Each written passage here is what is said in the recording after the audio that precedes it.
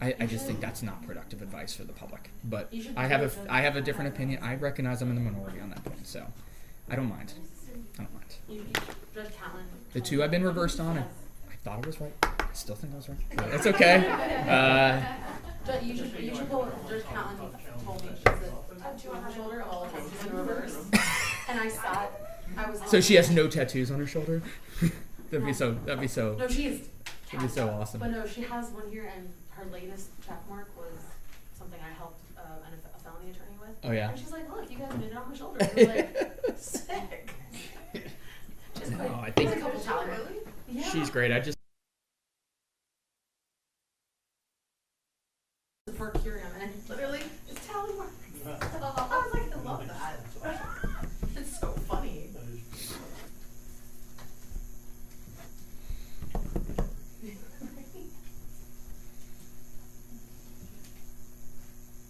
I did get affirmed last week on a case where I absolutely thought I was going to get reversed. It was from when I was in circuit civil, and they had been pending for about a year since the response brief was filed, and I was like, oh, they're definitely writing. They're going to issue this long opinion reversing me, telling me how dumb I was, and then they PCA'd it, and I was like, oh, okay, well,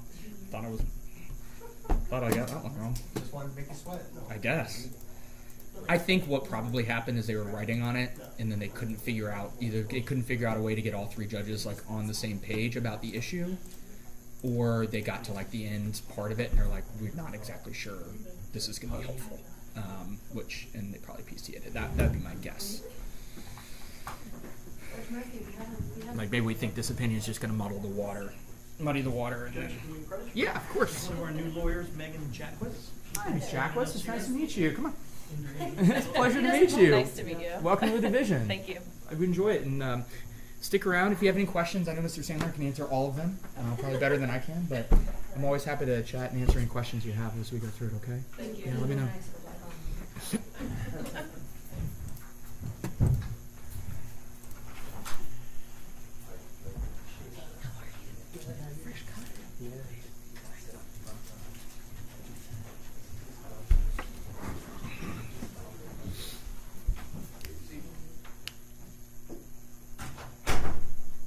Do any AVs?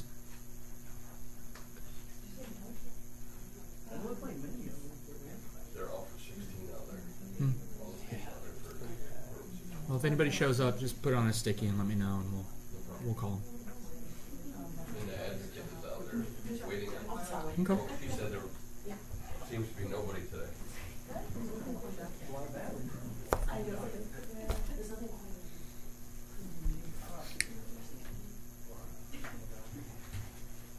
All right, just to let you guys know before we go on the record, we're going to do the colloquy in English because I'm required to do that, and then we'll take the media case, and then I'm going to do the Spanish colloquy after that. Okay? Good with everybody? Yes, sir. All right, we're going to start in 1 minute.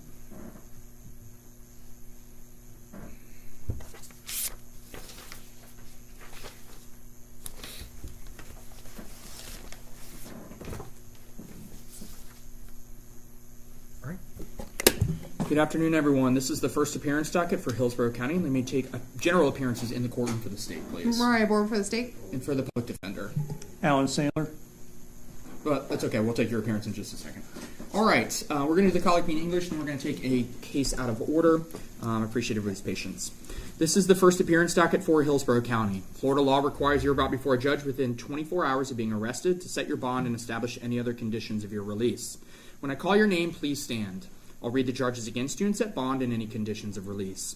As the defendant, that is, the person arrested for a crime, I'm required to advise you of three things. First, you're not required to say anything, and anything you say may be used against you. Second, you have a right to counsel. If you cannot afford an attorney, one will be appointed for you if they have not been already.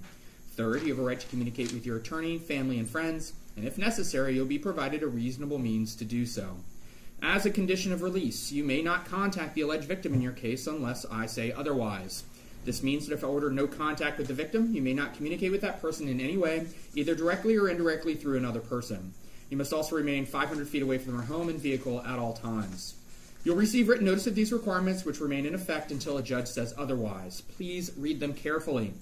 To the family, friends, witnesses, and alleged victims, thanks for taking the time to be here. We're grateful for your participation.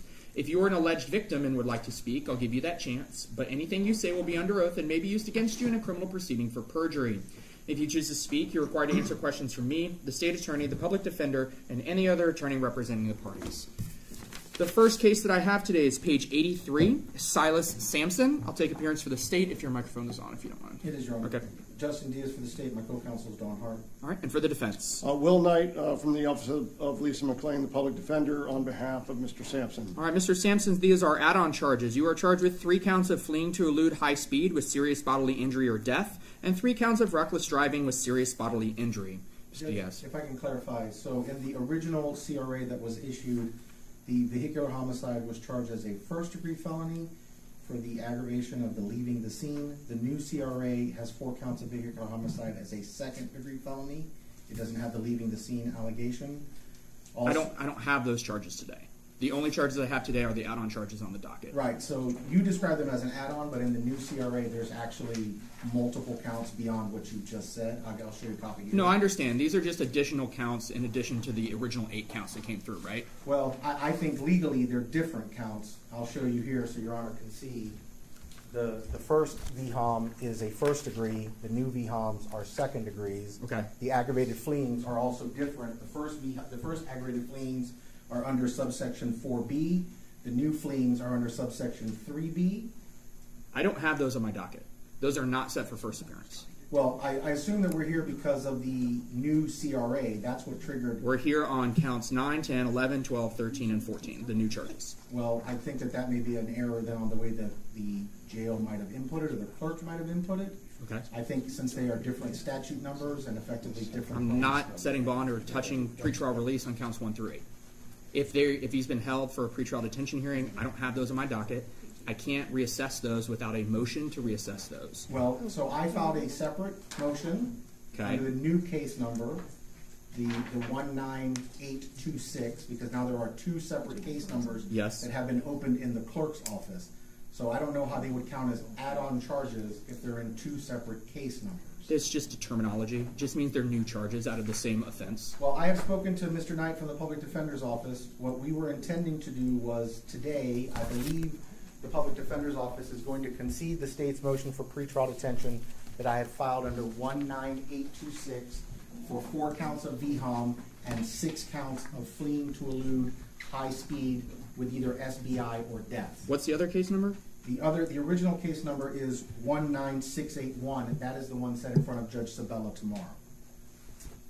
Are you saying, okay.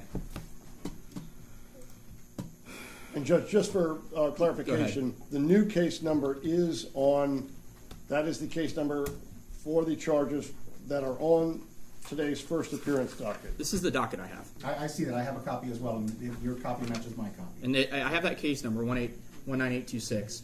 And so I'll tell you, I'm looking at the clerk system. I'm sorry, Mr. Knight, go ahead. And so, Judge, to that end, if the other previous case number, 2519681, is not on the docket, then I'm presuming we would not be addressing anything about that, and we would still have to address that tomorrow? Right. I think the disconnect is I believe that 19681 has 4 counts of VHOM as a first-degree felony. It does. And 4 counts of aggravated fleeing as a first-degree felony. That's correct.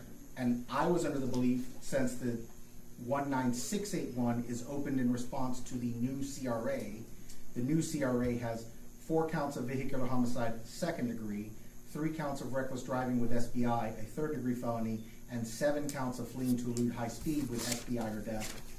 I don't even have that CRA. I mean, you just showed it to me, but that wasn't presented on the. So all that I have, and I'm telling you, this is what the clerk system is. So this is how I have to address them, or else we're going to have some issues. 19826, which is on the docket today, is 3 counts of fleeing high speed, serious bodily injury or death, and 3 counts of reckless serious bodily injury, felony firsts and felony thirds. 19681, which is set for hearing tomorrow, right? That's correct. Okay. That is 4 counts of VHOM, F1, and 4 counts of aggravated fleeing to elude, F1. If there are different charges, the state, you got to get with, I mean, obviously with Mr. Knight in his office, but the sheriff and the clerk, because those are the charges I have. There's a hearing tomorrow. Let me tell you what I'd like to do, and you guys tell me if that's going to be a problem, okay? And if it's going to be a problem, we'll figure out a different way. I technically don't have 19681 in front of me. If you guys want to stipulate to something in 19681, the problem is we got to print up a docket because the clerk is going to have to do that, so we can print up a docket. He's being held in that case, right? He is, Judge. For the hearing tomorrow morning, right? That's correct. Okay. My preference is for you guys to sort out between now and 9:30 tomorrow morning what's going on with 19681 and the charges there, because he's being held, so it's an academic question of whether he needs to be held and what stipulations you guys might be entering into in that case. My preference would be to set any bonds and conditions of release in 19826 today, and then I'll keep track of the case. But you're going to see Chief Judge Samela in 19681 tomorrow, and you guys can figure out what's going on with the clerk, because then that clerk will have a docket for 19681. I can also put 19826 on the docket tomorrow for the purposes of setting bail, if you guys want to do it all tomorrow. I would ask to set 19826 with 19681 tomorrow in front of Judge Sabella. That would not be unusual for us to do. And from a housekeeping standpoint, that's going to be, I think, the easiest way. I think that's going to be ideal. That's not unusual, so oftentimes when we have separate cases, we'll set them together on the pretrial detention docket. It lets the clerks review the CRAs with the sheriff's office. They can have fresh dockets, and everything that you guys want to do, Chief Judge Sabella can assist you in doing that for both cases and fixing anything that needs to be fixed. I think that's going to be the most efficient way to do it, instead of us creating a new case for today. I know that that is different than what you guys had talked about, and I apologize for that. I certainly didn't want to make it more difficult. But I think from an efficiency, like a case efficiency standpoint and management standpoint, that's going to be best. I'm also going to make a note. I'm going to get with the clerk as soon as we're done in court today, and I'll see what's going on with those dockets as well. I'd encourage your offices to do that too. Yeah, I'm going to go to the clerk's office now. Okay. Is that all right with you, That's Mr. fine. Diaz? Yes, Okay. of course. All right. Let's do that. So what we're going to do is we're going to continue the pretrial, or I'm sorry, what we're technically doing is continuing the first appearance in 25 CF 19826 for tomorrow at 9:30 at the same time as 19681.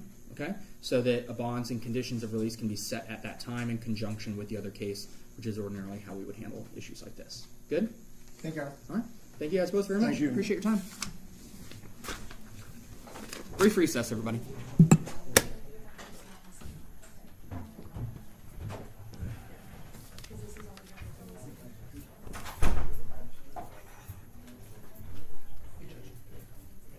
What's that?